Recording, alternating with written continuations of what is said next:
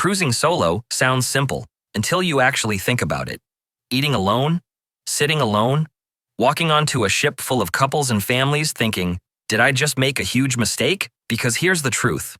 Solo cruising isn't sad, and it's definitely not awkward in the way people imagine. Some parts are surprisingly great. Some parts are a little weird, and a few moments will catch you completely off guard. In this video, I'm breaking down what it's really like to cruise solo.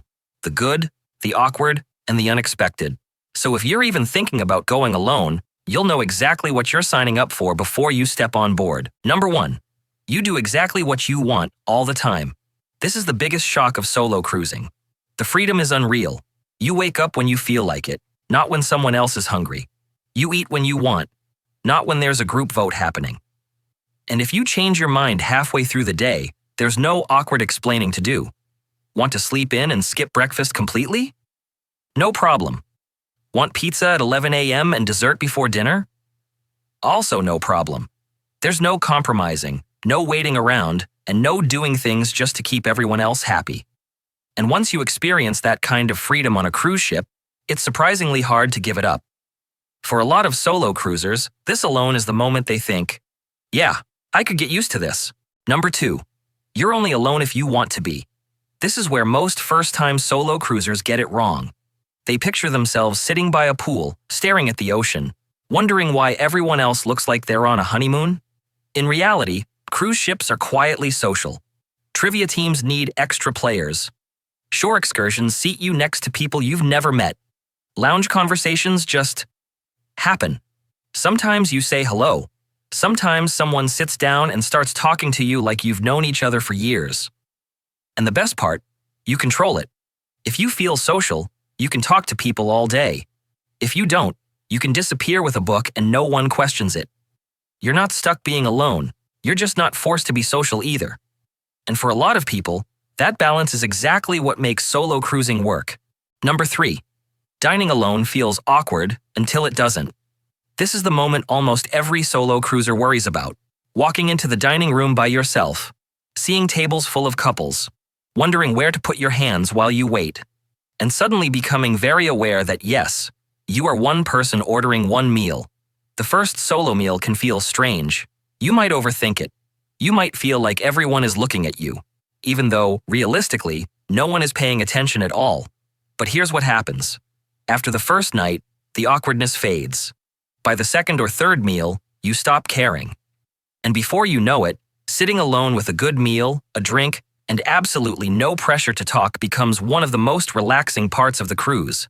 In fact, a lot of solo cruisers end up preferring it. No small talk, no waiting. Just good food, your own pace, and the quiet realization that dining alone on a cruise ship is actually kind of great. Number 4. The crew treat you differently, in a good way.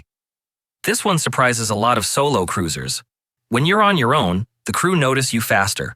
They remember your name, your drink order, and the fact that you're traveling solo, and they often go out of their way to check in on you.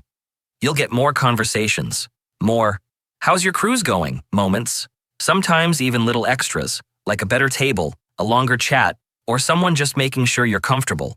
And it's not awkward, it's genuinely nice. Because when you're not part of a big group, you're easier to connect with one-on-one. You're not rushing off to keep up with anyone, and neither are they. For many solo cruisers, these small interactions end up being some of the most memorable parts of the trip. It makes the ship feel less like a floating hotel and more like a place where people actually know who you are. Number 5. You become more confident than you expect.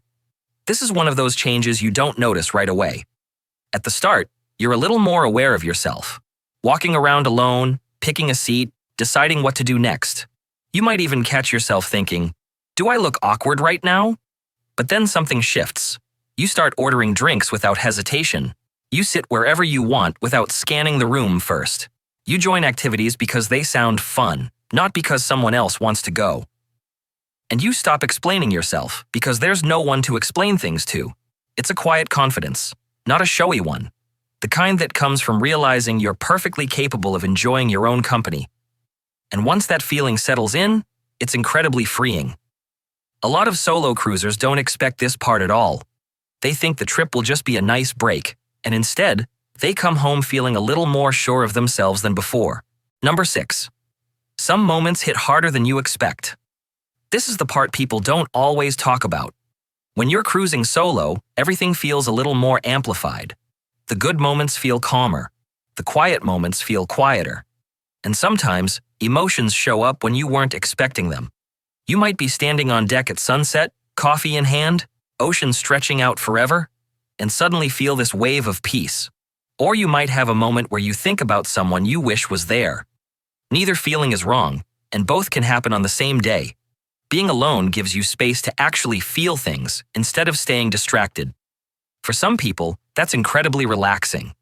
For others, it can catch them off guard, especially if they're used to always having company. The funny part is, these moments aren't uncomfortable, they're real. And a lot of solo cruisers end up saying this is what made the trip meaningful, not just enjoyable. It's not lonely, it's reflective. And once you understand that difference, solo cruising makes a lot more sense. Number 7. You notice things group travelers completely miss. When you're cruising solo, your pace changes. You're not rushing to meet anyone, waiting for someone else to get ready, or adjusting your plans to match the group. And because of that, you start seeing the ship differently. You notice quiet corners most people walk straight past. You sit longer and actually watch the ocean instead of snapping a photo and moving on. You people watch. You listen. You catch little moments, crew laughing together, someone seeing the sea for the first time, a peaceful deck nobody else bothered to find. There's also no pressure to fill the silence. You're not constantly talking just to avoid awkward pauses. And oddly enough, that makes the cruise feel slower, calmer, and more personal. A lot of solo cruisers say this is when the ship stops feeling like a busy resort and starts feeling like a place you're actually in. You're not just doing the cruise, you're experiencing it. Number 8. Not every cruise line is great for solo travelers. This is something you only really notice once you're on board alone. Some cruise lines clearly put thought into solo cruisers. Solo cabins, social meetups, flexible dining, and activities that don't revolve around couples or families. Others, not so much. You might notice announcements aimed at couples, families, or groups, with very little designed for people traveling solo. Some activities assume you're paired up. Some venues feel awkward if you're on your own. Not because you are awkward, but because the space wasn't designed with solo guests in mind. It doesn't ruin the cruise, but it can make parts of it feel slightly disconnected.